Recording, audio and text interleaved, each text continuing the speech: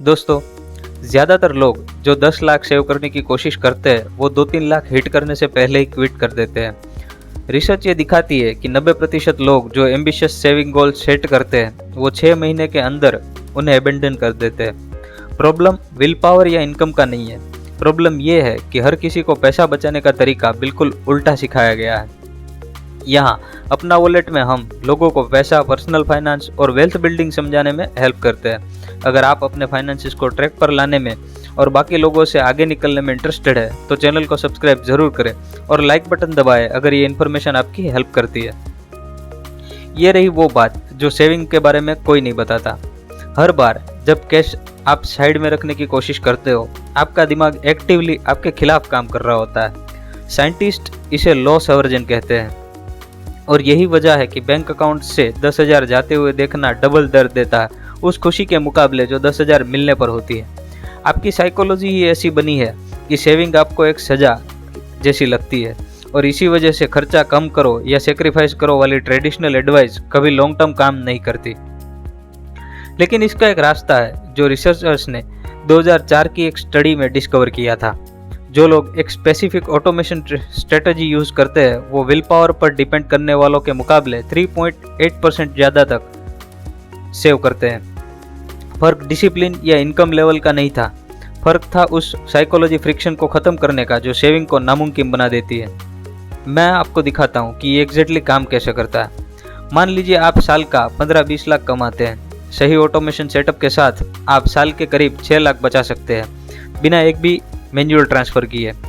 आपको दुख कभी महसूस ही नहीं होगा कि पैसा अकाउंट से दूसरे अकाउंट में जा रहा है, क्योंकि ये आपके देखने से पहले ही हो जाता है। आपका फ्यूचर सेल्फ बेसिकली आपके करंट सेल्फ पर 10% टैक्स लगा देता है और आपके करंट सेल्फ को कभी फर्क ही पता नहीं चलता। इस सेटअप में शुरुआत में सिर्फ 1 घंटे का काम लगता है, लेकिन एक बार ये चल गया तो आपका काम खत्म। स्टेप 1 तब होता है जब पे डे पर आपकी सैलरी आपके चेकिंग अकाउंट में आती है। स्टेप 2 ऑटोमेटिकली उसी दिन होता है जब आपका बैंक उस पैसे को 2 अलग अकाउंट्स में बांट देता है। पहला अकाउंट आपके खर्चों के लिए है जिसमें फिक्स्ड एक्सपेंस जैसे रेंट, बिजली का बिल, इंश्योरेंस और वेरिएबल कॉस्ट जैसे ग्रोसरीज और पेट्रोल शामिल है। इसके लिए आपको पिछले 3 से 6 महीने के ट्रांजैक्शन देखकर अपना एवरेज मंथली खर्चा कैलकुलेट करना होगा। दूसरा अकाउंट प्योर सेविंग है जिसे डेली खर्चों के लिए टच नहीं किया जाएगा। हर महीने के एंड में स्पेंडिंग अकाउंट में जो भी पैसा बचे वो ऑटोमेटिकली सेविंग्स में ट्रांसफ़र हो जाता है।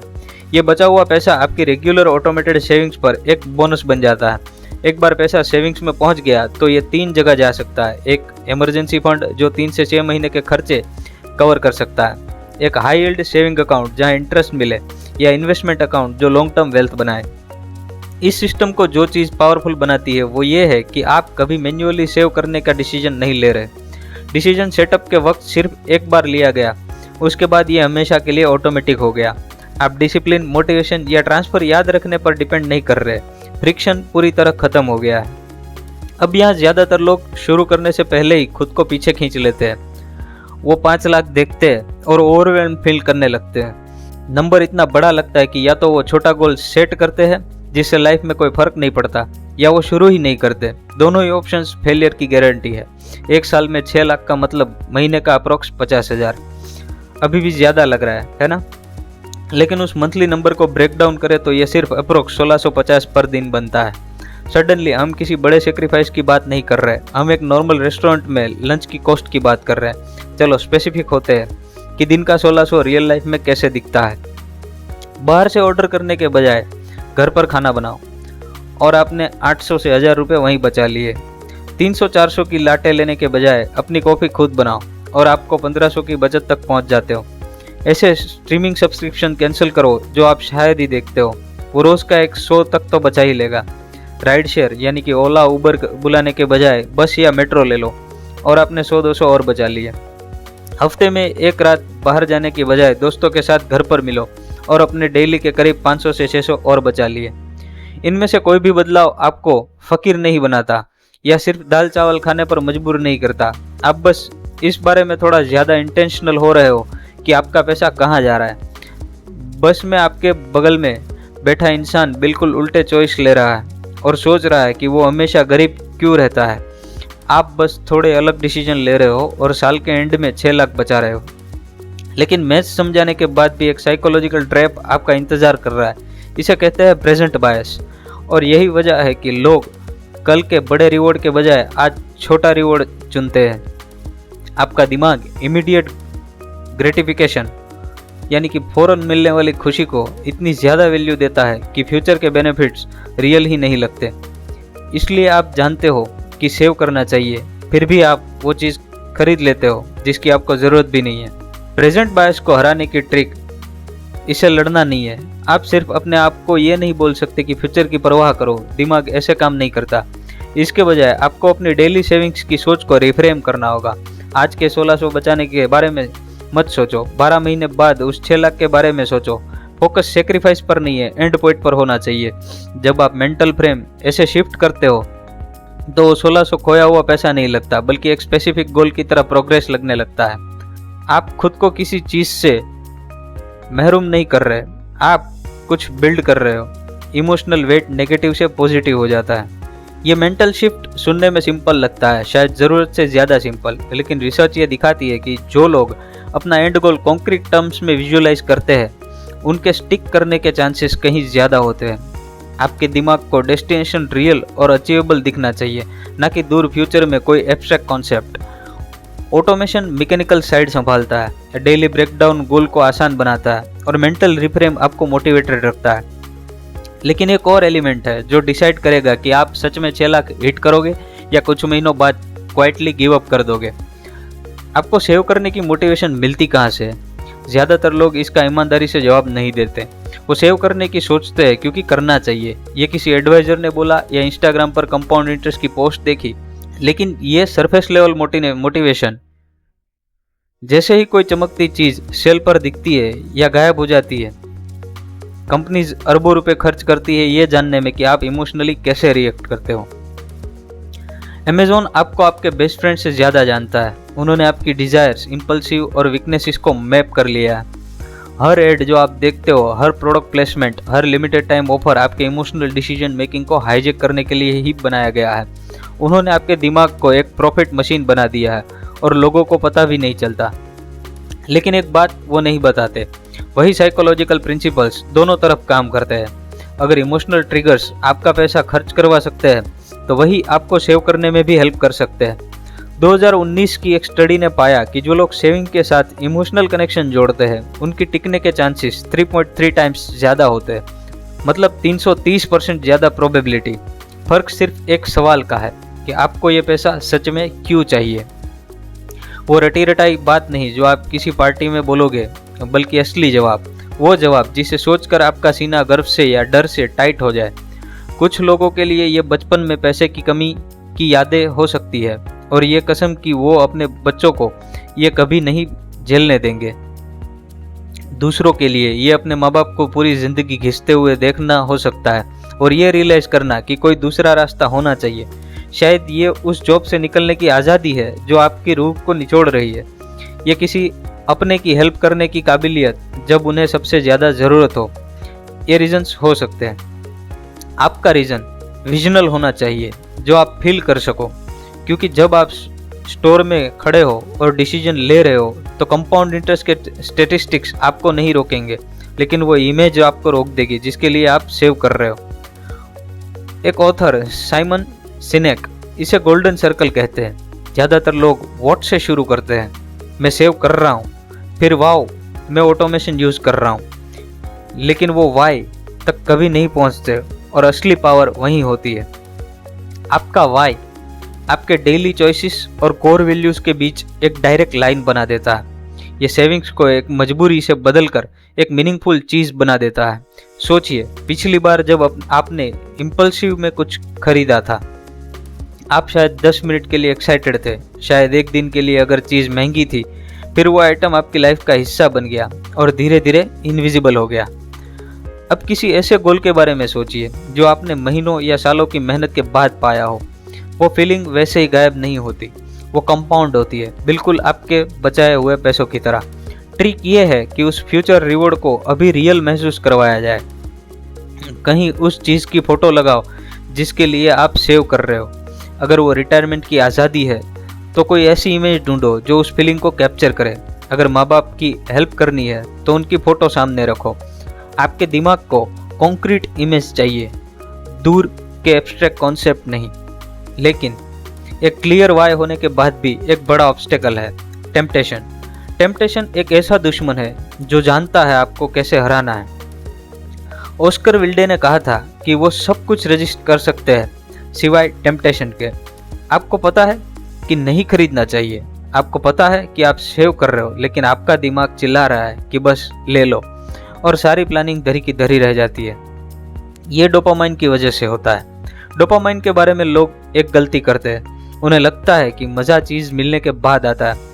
आपने कुछ देखा, खरीदा और दिमाग में डोपामाइन फ्लड हो गया।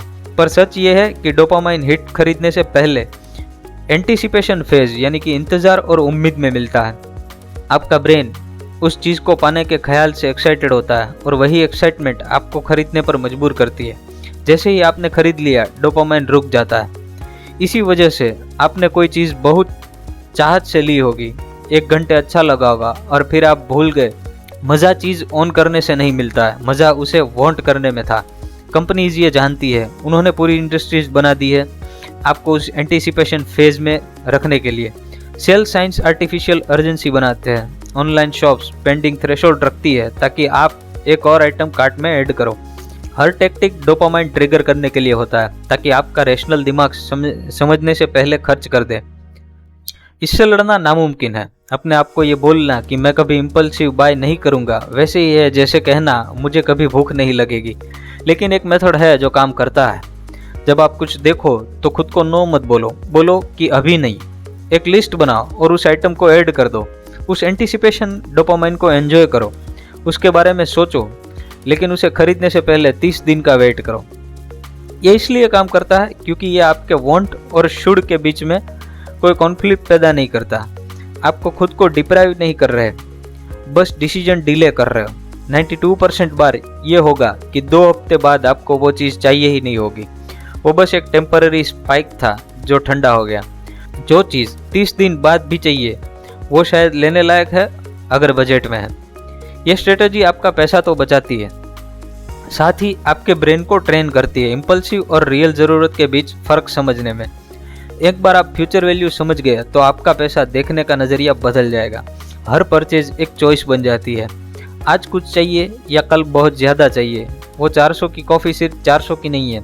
अगर आपने 10% रिटर्न पर इन्वेस्ट किया तो वो 10 साल में 1000 और 20 साल में 2700 तक बन सकता है। क्या उस कॉफ़ी का टेस्ट 2700 के बराबर है? ये पैसे ना खर्च करने की बात नहीं है, ये अपने चॉइसेस को असली कॉस्ट समझाने की बात है। जब आप फ्यूचर वैल्यू के लेंस से देखते हो तो आप प्राइजेस को सिर्फ नंबर्स नहीं बल्कि उन अपॉर्चुनिटी की तरह देखते हो जो आप या तो ले रहे हो या छोड़ रहे हो। मान लीजिए आप 3 लाख का खर्चा देख रहे हो, लेकिन एक नया सोफ़ा या कोई वेकेशन पैकेज 10% पर इन्वेस्ट किया गया। 3 लाख 10 साल में 8 लाख और 30 साल में 52 लाख बन जाता है। अब सवाल साफ है, क्या ये चीज़ आपके फ्यूचर सेल्फ के 52 लाख के बराबर है? कभी कभी जवाब हाँ होगा। कुछ वेकेशंस या परचेजेस लाइफ इम्प्रूव करते हैं और कॉस्ट जस्टिफाई करते हैं, लेकिन ज़्यादातर वक्त रियल ट्रेड ऑफ देखकर जवाब नहीं ही होगा। यही तो वो शिफ्ट है जो वेल्थ बिल्ड करने वालों और हमेशा ब्रोक रहने वालों के बीच होती है। अमीर लोग इंस्टिंक्टिवली फ्यूचर वैल्यू में सोचते हैं, गरीब लोग इमीडिएट सेटिस्फेक्शन में सोचते हैं। वो रुपए को खर्च करने के चीज़ समझते हैं, बढ़ाने की नहीं। हर छोटे खर्चे पर यह लॉजिक लगता है। 1200 का लंच 10 साल में 3000 बन सकता है, 8000 की पार्टी 20,000 बन सकती है। इन सब को साल भर जोड़ो तो आप हज़ारों के लाखों रुपए टेम्पररी सेटिस्फेक्शन के लिए ट्रेड कर रहे हो। लेकिन एक और फैक्टर है जो मैथ से भी ज़्यादा मैटर करता है। ऑथर मॉर्गन हाउसेल ने कहा था कि सेविंग्स की असली इक्वेशन इनकम माइनस एक्सपेंस नहीं है, बल्कि इनकम माइनस ईगो है। अपने आसपास देखिए, कितनी चीज़ें आपने इसलिए ली थी आपको सच में चाहिए थी, और कितनी चीज़ें इसलिए ली थी ताकि आप किसी और को कुछ प्रूव कर सके। क्या फ़ोन अपग्रेड करना आपकी मजबूरी थी या इसलिए किया ताकि आप किसी को दिखा सके? क्या कार इसलिए ली थी क्योंकि ज़रूरत थी या इसलिए ताकि लोग आपको उसमें देखें? बेसिक नीड्स के ऊपर का ज़्यादातर खर्चा ईगो स्पेंडिंग होता है। ये दुनिया को दिखाना है कि आपके पास पैसा है। ट्रैप ये है कि आप जितना ज़्यादा कमाते हो आपका ईगो उतना ज़्यादा खर्च करना चाहता है। सैलरी बढ़ी तो पुरानी कार बेकार लगने लगी, प्रमोशन मिला तो पुराना घर छोटा लगने लगा। इनकम बढ़ती है पर आप कभी आगे नहीं निकल पाते क्योंकि ईगो इनकम से तेज बढ़ता है। सेविंग्स बढ़ाने का सबसे फास्ट तरीका ज़्यादा कमाना नहीं है बल्कि इस बात की परवाह करना है कि लोग क्या सोचेंगे। क्या आप 10 साल पुरानी कार चला सकते हो जब आपके कोलिग्स नई कार चला रहे हो? क्या आप एक मॉडेस्ट घर में रह सकते हो जब दोस्त लग्जरी अपार्टमेंट में शिफ्ट हो रहे हो? इन सवालों का हाँ में जवाब देना आपका फाइनेंशियल फ्यूचर डिसाइड करेगा। ये एडमिट करना अनकंफर्टेबल है पर हम अक्सर उन लोगों को इम्प्रेस करने के लिए खर्च करते हैं जिन्हें हम पसंद भी नहीं करते। हम फ्यूचर की फ्रीडम को आज के सोशल अप्रूवल के लिए ट्रेड कर देते हैं। आयरनी ये है कि असली अमीर लोग जिन्होंने रियल फाइनेंशियल सिक्योरिटी है वो अक्सर अमीर दिखते नहीं है। वो नॉर्मल कार्स चलाते हैं और रीजनेबल घरों में रहते हैं। दूसरी तरफ कर्जे में डूबे लोग अमीर दिखने के लिए डेस्परेट रहते हैं। ईगो कम करने का मतलब कंजूस बनना नहीं है बल्कि ईमानदार बनना है कि आपको क्या चाहिए और आप क्या सिर्फ दिखावे के लिए ले रहे हो। ट्रू वेल्थ स्टफ में नहीं है यानी कि सामान में नहीं है बल्कि ऑप्शंस और फ्रीडम में है। जब ये तीनों मिलते हैं, impulsive control, future value thinking और लो ईगो, तो सेविंग कोई स्ट्रगल नहीं रहती, ये नेचुरल रिजल्ट बन जाता है।